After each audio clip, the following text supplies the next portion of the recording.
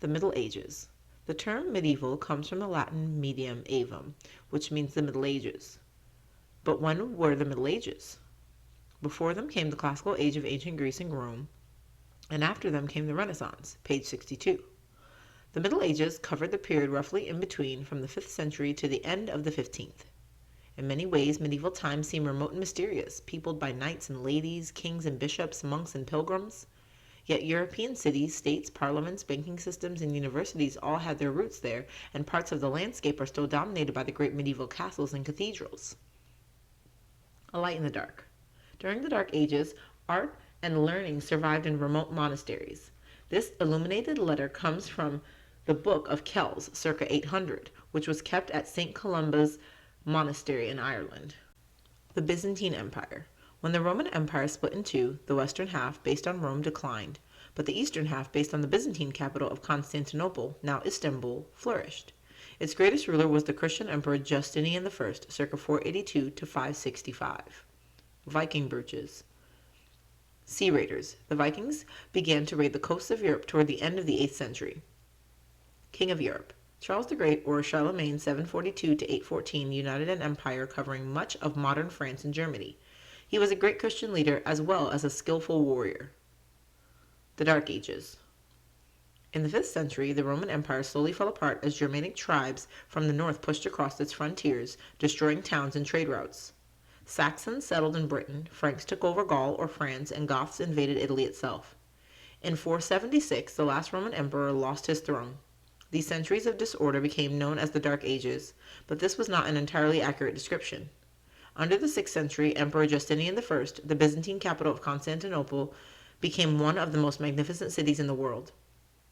By the 8th century, the great Frankish ruler Charlemagne had once more united a large part of Europe, encouraging the spread of learning and Christianity throughout his empire. 400 to 800. Ottoman the Great. The Magyar tribes that flooded into Europe in the 10th century were stopped by the German king Otto I, 912 to 973. He became Charlemagne's successor when the Pope made him Holy Roman Emperor in 962. His realm in Western Europe became known as the Holy Roman Empire.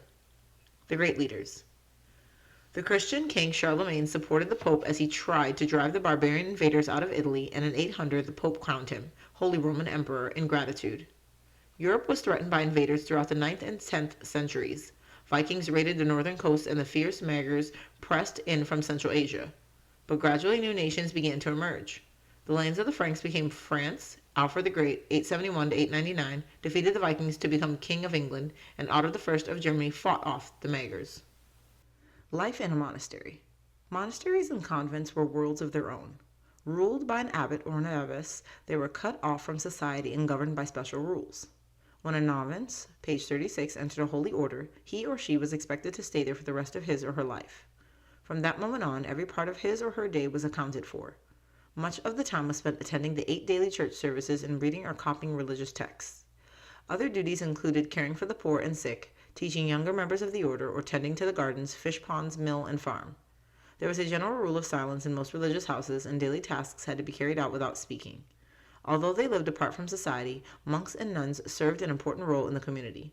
They provided food for the poor, care for the sick, and accommodation for the pilgrims and other travelers. Round of prayers. Monks went to the monastery church 8 times a day in an unchanging round of offices or services. The first, matins, began at 2 o'clock in the morning, and dormitories were built near the church so that monks wouldn't be late for services. In the early 11th century, monks at Canterbury, England, had to sing 55 psalms, one after the other, without sitting down. The Benedictines shown here at least have pews to rest on. Single-chambered wicker beehive daubed with clay. Wicker beehive made from woven willow or hazel. Straw, hackle, or jacket placed over the hive in winter to keep the bees warm. Statue of Mary and Jesus. Abbey Church. Busy bees. The Cistercians, page 36, believed that performing hard manual labor was the best way to lead a holy life. They built large monasteries in remote rural areas where they could farm the land in peace. Their estates grew so big that lay brothers, those who had taken holy vows but lacked the education to become monks, were taken on to help. Most monasteries had to produce their own food. These skeps or beehives provided honey to eat and wax for candles. Care in a convent. Nuns took the same vows as monks, page 36, and lived in much the same way. Devoted to serving the poor, most convents and monasteries ran hospitals to care for the sick. Open to all, and nuns and monks were instructed to receive the patients as you would Christ himself. The medicines and treatments may have been primitive, page 60 to 61, but at least patients were given food and a clean bed. Without the work of the church, there would have been very little health care in the Middle Ages. Model of an abbey in the 15th century. A great monastery. The layouts of monasteries followed a standardized pattern from the 9th century onward, except for Carthusian, page 36, monasteries where the monks lived in individual cells.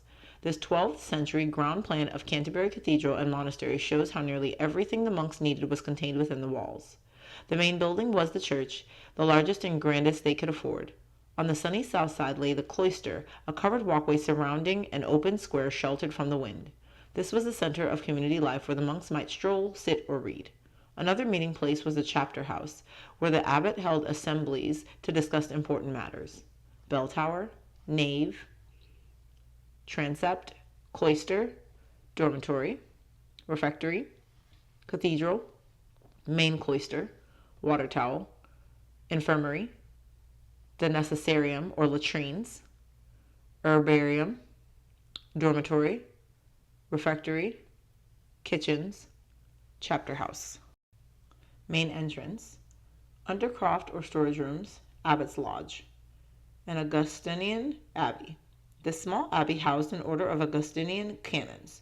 Formed in the 12th century, they followed the rule of St. Augustine, which allowed them to live as monks but also perform clerical duties in churches and cathedrals.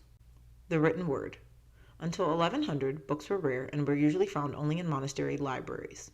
Everything was written by hand, and monks spent many hours in the scriptorium copying out religious texts. A long manuscript such as the Bible might take one scribe a year to complete. As a way of glorifying God, many manuscripts were beautifully illuminated or decorated with jewel-like paints and precious gold leaf. After 1200, books became more common, especially when the first universities opened in Paris and Bologna. Professional scribes and illuminators began to produce books as well as the monks, often making copies to order for wealthy customers. Personal books of psalms called psalters became popular among the aristocracy. 1. Gesso work. One of the most striking features of medieval manuscripts are the beautifully decorated capital letters that begin each page. Painted in vibrant colors, they were often gilded with gold leaf to make them even brighter. The first stage of illuminating a letter is applying the gesso, a kind of glue made from plaster, white lead, water, sugar, and egg white, which makes a sticky surface for the gold leaf. 2. Gilding the letter. The gesso is left to set overnight, and the next day the illuminator smooths any rough edges and breathes on the gesso to make it slightly moist. He then lays a sheet of gold leaf over the gesso, covers it with a silk cloth, and presses it firmly onto the glue. The surplus gold is removed with a soft brush. The gold leaf only sticks to the moist gesso. 3. Burnish bright. Once the gold leaf has set into the gesso, the illuminator rubs it or burnishes it to make it shiny. The traditional burnishing tool was a dog's or wolf's tooth attached to a wooden handle. Finally, the rest of the background is carefully painted in around the gilding. The molded gesso gives a 3D effect to the gilded leaves. Each leaf is burnished separately. Scribes and scholars. However hard scribes worked, books remained scarce. Few people could afford to buy them, and scholars had to travel to monastic libraries to study the texts they wanted. The statue of a scholar is from Chartres Cathedral, France. 4. Shining through the ages. The finished letter is like a tiny work of art. Apart from leaves and flowers, many illuminated initials contain pictures of people and animals. If the gold is properly burnished, it will never fade. Most medieval manuscripts still shine brightly today. Curling leaves are a popular Gothic design. Bone eyeglasses. Sight for sore eyes. Hours of close copying often damage the eyesight. Europeans first started wearing eyeglasses in the 13th century. The invention of printing in the 1450s, page 62, made more books available, and the sale of glasses rocketed. A little learning. Most schooling in the Middle Ages took place in monasteries, convents, and cathedrals. Children, mostly boys who were destined for holy orders, received a basic education in reading and writing and spent much of their time learning prayers and Bible passages by heart, all in Latin. They were often forbidden to talk or play and were beaten with a birch rod when their attention wandered. First lessons. Children began learning to read with a horn book such as this, first used in the 1450s. The alphabet of prayer was covered with a transparent sheet of horn to protect it from grubby fingers. Horn book hangs from a belt. The Paternoster or Lord's Prayer written in Latin. point used for pricking outlines on parchment, stylus, goose quills, horn inkwell slots into a hole in the desk, feather is rarely left on the quill because it gets in the way. Seat for a scribe. A scribe might sit for hours at his work, copying out Latin texts in beautiful well-formed script. He rested his parchment on a sloping desk, which made it easier to hold his pen at right angles. Quills wrote best this way. In his left hand, he held a penknife, which he used to hold down the page to scrape out mistakes and to sharpen his quill, often up to 60 times a day. Table folds backward. Horn books to copy from. Jug of ale or weak wine for refreshment. Selection of quills. Sloping desk. Drinking vessel. Straight back chair made from white ash wood. Cushion made long hours of work more comfortable. Turned chair leg decorated with bands of vermilion paint. Tabula placata or folding table can be stored flat against a wall. Decoration carved only on the side that faces the room. Saints and pilgrims. Most people in the Middle Ages hoped to go on a pilgrimage to a holy shrine at some point in their lives. They went for many reasons: as proof of their devotion to God, as an act of penance for their sins, or to find a cure for an illness. The holy city of Jerusalem was a favorite destination, as were Rome, where both St. Peter and St. Paul were believed to be buried, the shrine of St. James at Santiago de Compostela in Spain, and Canterbury Cathedral in England. On the road, rich and poor traveled together, and for many, pilgrimages were a sort of holiday. To pass the time, people sang songs and hymns, played pipes, and told stories over their evening meals in roadside taverns. On the road. In the early Middle Ages, most pilgrims traveled on foot. They wore long woolen tunics called sklavines, broad-brimmed felt hats, and sandals. Front part of reliquary contains a holy cross set in pearls and rock crystal. Tiny flask or ampulla for holy water. Scallop shell emblem of Santiago de Compostela. Pewter badge of St. Thomas Becket. Portable relics. Holy relics, or the bones of saints, were not only kept in shrines. People carried them in bags around their necks or in beautifully decorated cases like this one. Knights often had relics placed in their sword hilts. Back part of reliquary contains piece of bone or relics set in gold as a sign of their value. Sign of the shrine. Like modern tourists, medieval pilgrims often sported badges to show that they had been to a certain shrine. They wore them on their hats to make it clear that they were on a holy journey and had the right to protection. The scallop shell was a popular emblem. Figure of Christ. A martyr's bones. The 12th century reliquary casket depicts the murder of Archbishop Thomas Becket on Henry II's orders in Canterbury Cathedral in 1170. Becket became a saint, and Canterbury, resting place of his bones, quickly became a place of pilgrimage. One of the king's knights slices off Becket's heads. The Pilgrim's Poet. Geoffrey Chaucer, 1340 to 1400, wrote the best-loved book about pilgrims, The Canterbury Tales. It is a series of stories in verse told by a party of 30 pilgrims to pass the time as they ride to Canterbury. The pilgrims, who include a knight, a miller, a friar, a prioress, and a cook, portray a vivid and often hilarious picture of medieval life. Crown of semi-precious stones. Inside story. This wooden head fits inside the large gold head and was the real receptacle for the relics of St. Eustace. Wealthy pilgrims on horseback. Head is made of silver gilded with gold. Pilgrim's Progress. Robbers and brigands were a constant threat to the medieval traveler, so pilgrims journeyed together in groups for safety, sometimes even taking an armed escort. On popular routes, such as the one to Santiago de Compostela in Spain, local rulers built special roads and bridges, and monks set up hostels spaced a day's journey apart. Holy Head. A reliquary was a special casket for holding relics, such as the bones of a saint or a splinter of Christ's cross. Relics were displayed in shrines where they were visited by pilgrims. People believed they had almost magical powers, such as the power to cure diseases or bring victory in battle. This beautiful 13th century gilded head contained the relics of St. Eustace, an early Christian saint, and was displayed in Basel Cathedral, Switzerland.